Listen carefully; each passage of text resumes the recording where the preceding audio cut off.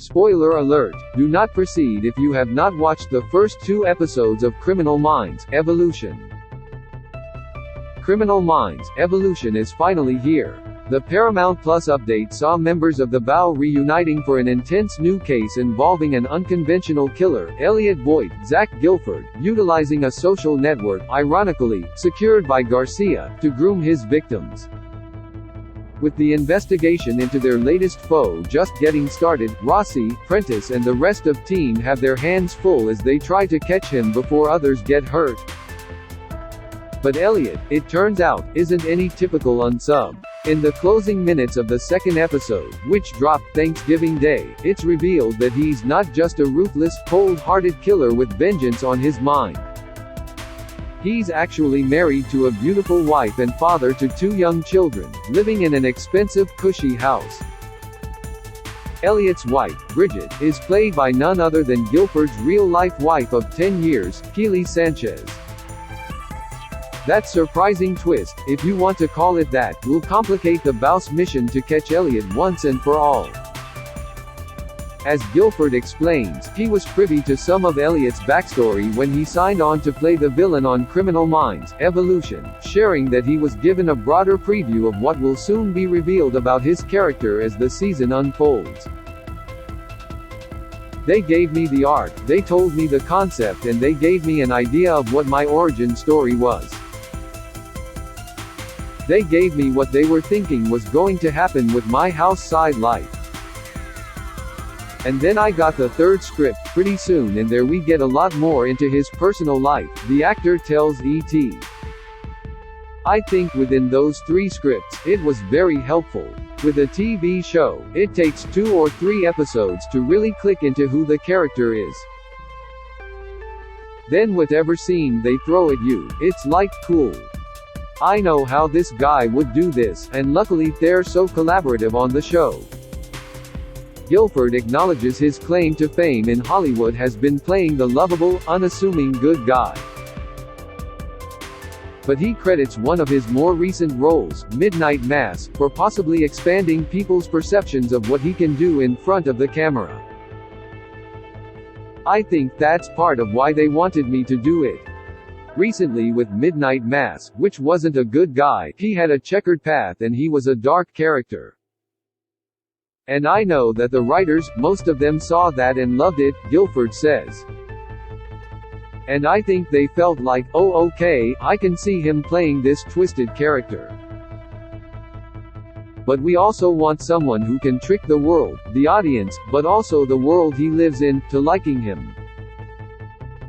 And so we need someone who in his real life, which is actually technically his fake life, is likable and sympathetic. The crew has said to me at times, oh my god, I feel so bad for you. Then I remember you just murdered someone. And I was like, yes, that's exactly what I am hoping happens, he recalls.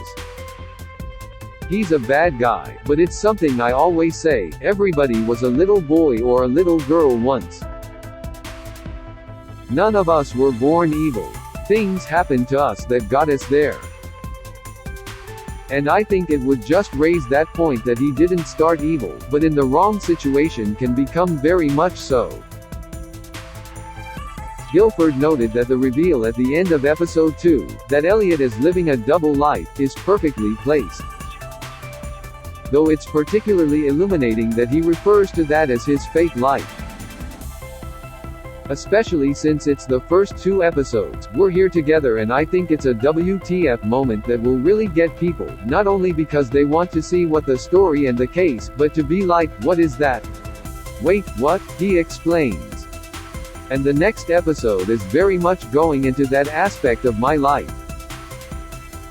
I think that's where you're going to start to get very confused because you see the character as a really loving dad who's just trying his best as a husband.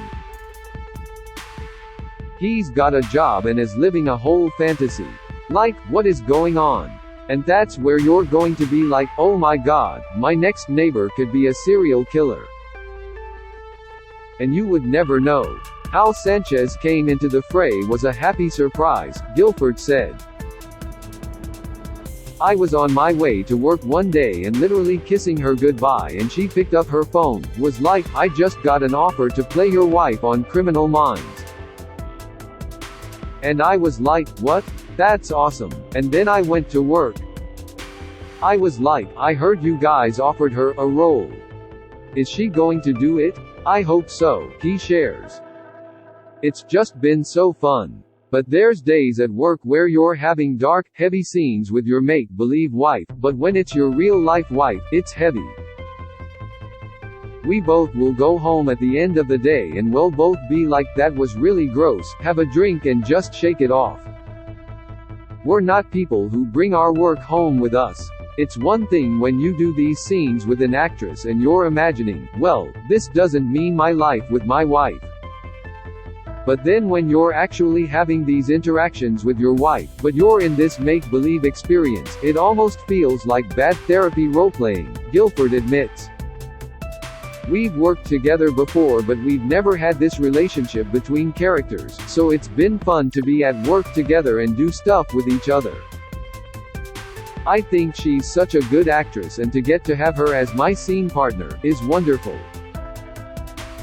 But it is just like, it feels icky sometimes." The 40-year-old actor hinted that the reveal at the end of the 2-episode premiere raises a lot of questions as the season progresses. "This double life, the problem is, it's going to get messy," Gilford hinted.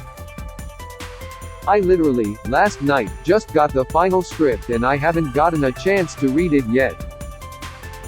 I am going to do it today. And I am so excited to see how it ends. But I don't want to. I've heard a lot of possibilities of what goes down and I am nervous to read it." That moment wasn't the only development to be revealed in the premiere. Throughout the 2 episodes, Bau's mighty leader, David Rossi, Joe Mantegna, was not acting like himself and clearly went through something monumental during the years amid the pandemic. Well, in the episodes, it's revealed that his wife, Crystal, whom he married in the Criminal Minds series finale, was sick from undisclosed illness and died. "It did surprise me because I didn't expect it," Mantegna says of Ross's heartbreaking loss. "I didn't know where they were going to go once we knew we were going to be bringing the show back. And I got that first script, and I went like, oh. Thinking maybe it was going to go totally opposite direction, which is something we haven't done much in the 15 years, seeing the lighter, happy domestic side of David Rossi. I mean, any fan of the show knows it's been no secret that I've not been the best candidate for a love life, so I think it's just everything following true to form. Like, yeah, nah, Dave, this ain't going to work out either. But it's okay," he continues. "It's like the caveman, why not? Things happen and we can't control them, and we can only control what we can in life. And if this is the cards I am being dealt, so be it. Then I'll play them. But we'll see where it takes us. But I would just give fair warning to any characters out there who want to date Rossi in the future. I can't make any promises here." New episodes of Criminal Minds: Evolution drop Thursdays on Paramount+.